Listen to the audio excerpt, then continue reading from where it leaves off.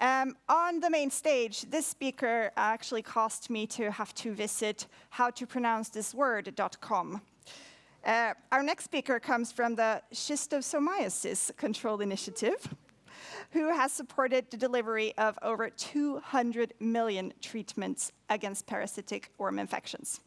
And SCI is also one of GiveWell's top-ranked charities. Please join me in welcoming SCI's Grant, Reporting, and Contracting Manager, Paula Pinto Araya.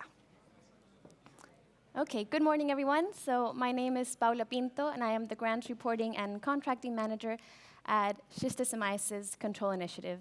And I promise that by the end of this presentation, you'll know that schistosomiasis is not just a hard word to pronounce and spell, but it's actually a very terrible disease. So thank you for being here. So this is my second effective altruism conference that I come to. The first one was last year in London. I didn't speak there, so I'm very honored to be speaking here today because, as some of you may know, the support of the EAA community has been amazing for SCI for the past years. So it's thanks to you guys that we're actually here. So a big thank you. And also, in my first conference in London, I was a bit surprised by the fact that personally, I thought and felt that the health topic or issue wasn't highlighted as much as other issues like artificial intelligence, which I guess is more sexy and attractive. So I thought today I would re-emphasize the fact that health is still a really big issue, and tech can also be a part of that. And while we're not doing any of that today, collaborations, if there are any creative minds out there, please come and see us later, because you never know the collaborations that can come up. So now I will present to you SCI for those of you who don't know us, and for those of you who do, hopefully you'll be rekindled with what we're doing. So in SCI we have a vision, and that vision is that we will eliminate parasitic worm infections at some point. The first target is 2030. That's the target that was established by the UN in 2015, the Sustainable Goals. However, today that seems very plausible for some countries, while not for others. And to eliminate this disease, it's not simply mass drug administration, which is what SCI does. We need to collaborate with all types of partners. We need to think about behavior change. We need to think about the WASH sector. So it's a big piece, and we need to collaborate. But first, I'll give you a little history on SCI. So SCI was founded in 2002 by Professor Alan Fennick. This was thanks to a grant received from the Bill and Melinda Gates Foundation that allowed Dr. Fennick and his team to start deworming programs in 6 countries in sub-Saharan Africa. So the issue, the context, what was going on? There was a large population. Today, 2019, it's estimated that there's over 1 billion of people that have parasitic worm infections. So who knows how much it was in 2002 when there were still not such great statistics as we have today. So there was a large population that was going untreated.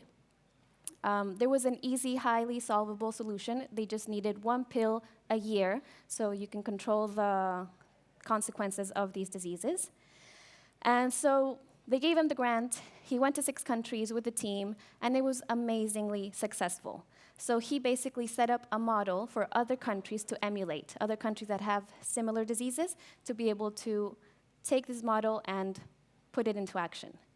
And then in 2007, GiveWell was born, and as you probably noticed a bit from the words that I've been using, everything that was going on with the creation of SCI, large population, a neglected issue, highly solvable. It went very much in line with effective altruism, although at that time it's not something that had ever occurred to Alan Fennick or anybody who's working on it. So it was fate, if you believe in that, or just amazing coincidences, I don't know. But thanks to that, we have been recommended by GiveWell for the past 8 years. And what started as a project in 6 countries, today we are in 15 countries. And like I said, in some countries we're actually able to think about elimination by 2030, and others, well, it has to keep moving a bit forward. So I'll give you a bit of background on worms and treatment, and here I'll do a little disclaimer because, as I said, I'm a grants reporting and contracting manager, so I'm actually a lawyer, not a scientist, I'm not in academia, so this is not my role of expertise, but if you do have any questions, we have a great team of 30 people who do have that knowledge, and I'm happy to put you in contact if you want more details. And I do apologize to the health experts in the audience. If I say anything that's not completely correct, please don't hold it against me. So, schistosomiasis, what is it? It is a parasitic worm. It's funny looking, and it's estimated to be affecting 200 million people, and it's transmitted through water, contaminated water. So basically, if you're washing clothes, or if your livelihood depends on fishing, or if you're really hot and want to take, go into the water, these worms are there. It's transmitted through snails, and they're so tiny, they will go through your skin. You don't need to have any lesions, and they will build a home in your body. That's schistosomiasis. Then we also have intestinal worm infections, which are soil-transmitted infections. So basically, if you're walking bare feet on the soil that's also contaminated by defecating openly in the grounds, these worms are there as well, and they will also go into your body and make a happy home out of it. And at that time, what they're doing is actually, these worms are eating everything, all the food that you're eating to nourish yourself is actually being eaten by the worm. So then you have malnutrition, which can cause cognitive impairments, which can cause organ damages, which can lead to, just here you go, the terrible list of infertility, HIV for women. So yeah, it's a serious issue, and at SCI we deal with these two. So parasitic worm infections are schistosomiasis and soil-transmitted helminths. Now, what do we do to try and treat this disease? We do mass drug administrations, which, like I said before, it's really cost-effective, it's easy to do. All you have to do is take a pill once a year. So you have to take praziquantel for schisto, and you have to take albendazole for STH. And if it has been proven that if you do this on a regularly way, which is annually, and early, you will be able to control the conditions. And it has also been proven or said that school attendance will improve and that productivity will go up. And one thing that I forgot to mention before is that we're focused on the school attendance because actually schisto and all these worms are more likely to be in children, in school-age children. So mass drug administrations, which is what we do, is literally we treat the whole of the population, regardless if they have the worm or not. So we don't actually go and diagnose each person individually and then treat that person individually, because that is very costly, and logistically it could also be impossible, because there are very far-reach areas where we might not be able to find children or adults at risk. And because we've said that, and there's evidence to show that there's very low risk with these pills. I mean, the side effects are very minimal. It could be nausea or dizziness, things like that, but nothing that could be life-threatening. It's just thought that it's easier and better to do the whole mass drug administration. But I do want to point out that in 2015, there was a review done by Cochrane and Campbell collaboration. There was a study done in Kenya, I believe. And their results were that actually mass drug administrations were not all they were cracked up to be. They were not having the results that everybody was saying. So obviously this caused huge discussions and social media fired up, and that's good. It's good because we need to be able to make sure that what we're doing is something that is effective. We can't just be drugging people for the sake of believing that it's okay. So the World Health Organization brought in a panel of experts, and after review they said, yes, mass drug administrations do work. We carry out our own evidence, and we follow guidelines from the World Health Organization, so we thought we're moving forward with this, and this is also the take that Givewell has had on it. So how are we going to achieve the elimination, the vision that I was talking about before about eliminating parasitic worm infections?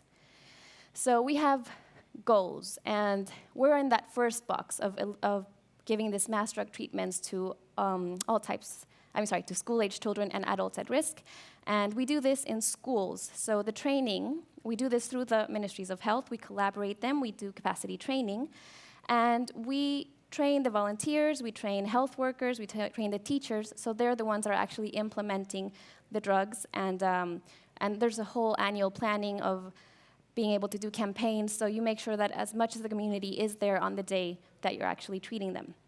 But that's not all that we have to do. We have to also look at education and behavior change and make sure that people will change, in these communities will change their behaviors, so they are not washing their clothes in the contaminated rivers. But you have to give them an alternative, so that means you have to have fresh water for that. So it's not just, oh, start washing your hands and don't do that here, but where do I do it then if there's no fresh water?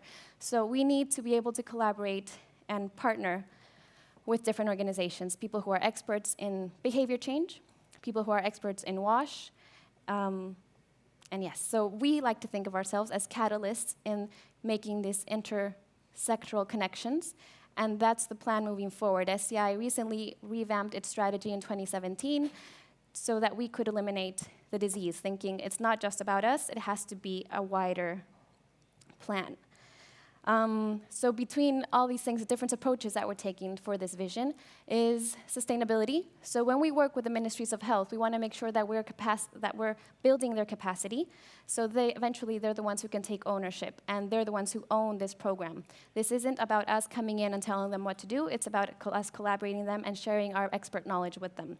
And evidence-based is always at the heart of everything that we do at SCI. So we have a team of monitoring, research, and evaluation that do impact surveys and coverage surveys to see if we're reaching those targets. So the World Health Organization has established the target at 75%.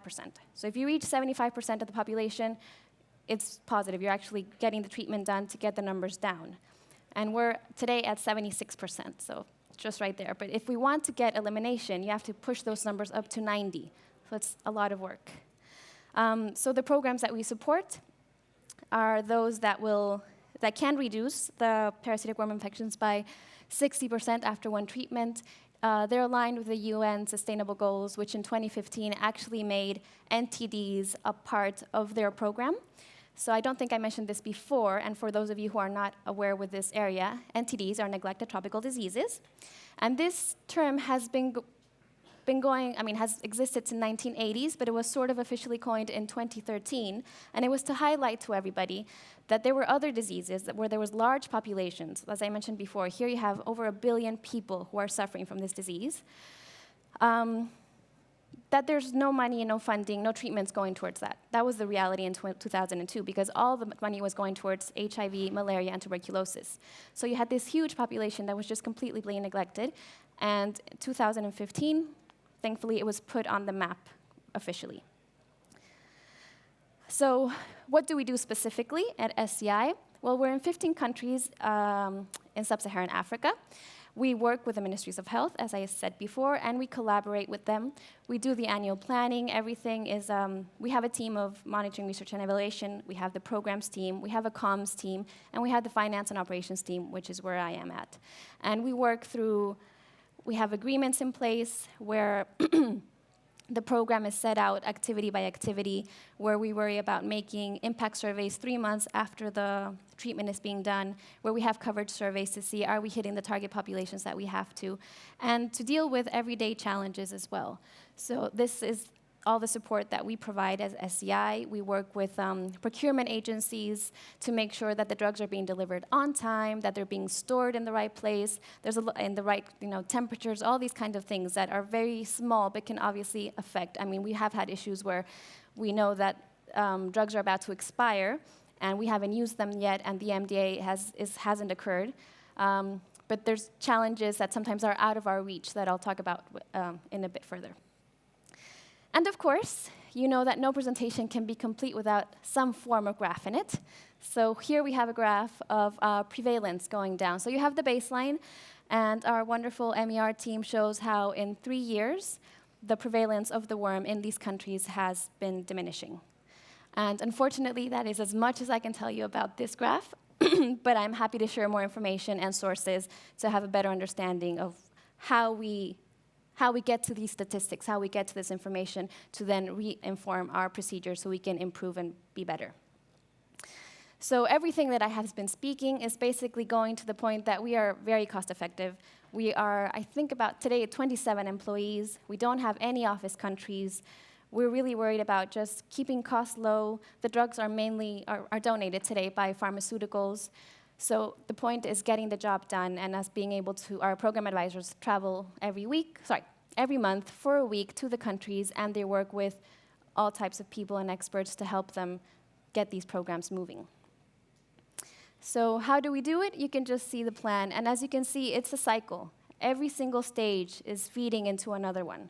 Everything that happens, we're reporting this to donors, to ourselves, to GiveWell. The scrutiny that we have received from GiveWell has been really amazing because it has given us an opportunity to re-examine ourselves, re-examine our procedures, and make sure that we're doing what we're supposed to be doing. And sometimes, objectively, objective point of view is so much better for us to understand, okay, this might not be the most efficient way. And we go back, we feed that in, and we make changes for the next year planning that takes place with stakeholders, with the Ministry of Health, with everybody that works locally.